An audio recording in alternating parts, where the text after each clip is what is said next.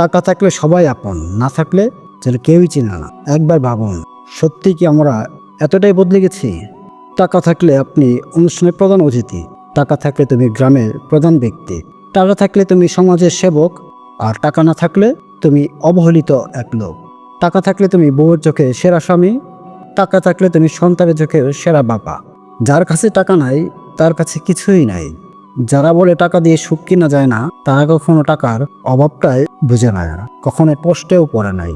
ভালো চিকিৎসা পেতে হলে টাকা লাগে, ভালো খাবার খেতে গেলেও টাকা লাগে, পড়াশোনা চালাতে গেলে টাকার দরকার, একটুখানি ঘুরতে গেলেও টাকার দরকার, ভালো জামা কাপড় পরলেও টাকা লাগে, গাড়ি বাড়ি স্বপ্ন পূরণেও টাকা লাগে, সম্পর্ক টিকিয়ে রাখতে গেলেও অর্থ লাগে, স্ত্রীর কথা রাখতে গেলেও অর্থ লাগে, সন্তানের কথা তো সাথে আছেই।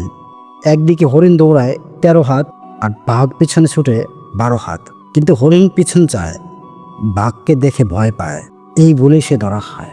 তাই তো জীবনে অনেক সময় আমরা থেমে যাই, পিছনে তাকিয়ে অন্যের সাফল্যের ভয় পাই, অথচ সামনে দৌড়ালেও আমরা পারতাম, হয়তো টাকার স্বপ্ন সবই ছুতে পারতাম। টাকা সব কিছু নয় ঠিক, কিন্তু টাকার অভাব সব কিছুকে কঠিন করে তোলে। সম্মান, সম্পর্ক, স্নেহ সবই আজ টাকার সুখ চায়। প্রশ্ন একটাই, আমরা কি টাকাকে ভালোবাসি নাকি মানুষকে? টাকা ছাড়া দুনিয়ায় অচল। এক লোককে নিয়ে একবার হোটেলে খেতে গেলাম, হঠাৎ করে কারেন্ট চলে গেল। সবাই চিল্লাচিল্লি করলো দ্রুত কারেন্ট আসার জন্য। পাশে বসা বৃদ্ধ লোকটি, জানতাম সে যে অন্ধ, সে হঠাৎ করে থেমে গিয়ে বলল, অল্পের জন্য কারেন্ট নাই তাই চিল্লাচিল্লি করছেন? আমি 42 বছর যাবত অন্ধ, আমার কতটুকু চিল্লানো দরকার? এই সমাজে টাকা ছাড়া মানুষ কিছুই বোঝে না, টাকার অর্থটাও মানুষ ঠিক মতো বোঝে না। টাকায় কি প্রকৃত সুখ নাকি অন্য কিছু? পারস্পরিক সহযোগিতা একমাত্র মাধ্যম সামনে এগিয়ে যাওয়ার। অর্থ, প্রতিপত্তি, সম্মান কোনো কিছু আপনার থাকবে না, কাফনের কাপড়ের পকেট থাকে না, মৃত্যুর পর কিছুই নিয়ে যেতে পারবেন না। আজকে সমাজে যে অবস্থানে আপনি আছেন সেই অবস্থানে আপনিও থাকবেন না, অন্য কেউ আসবে, পরিবর্তন হবে।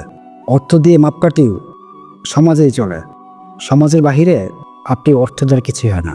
মানুষই একমাত্র প্রাণী টাকা ইনকাম করে, আর অন্য সকল প্রাণীরা কি অনাহারে মরে? 84 লক্ষর ভাস এই পৃথিবীতে। আজব প্রাণী হচ্ছে মানুষ। হোঁচট খেলে পাথরকে দোষ দেয়, কর্মের দোষ ভাগ্যকে দেয়, অন্যের হিংসায় জ্বলে মরে। মানুষ গুহা ছাড়লো, গাছের ছাল ছাড়লো, কাঁচা মাংস খাওয়া ছাড়লো, কিন্তু আজও হিংসা করাটা ছাড়তে পারলো না।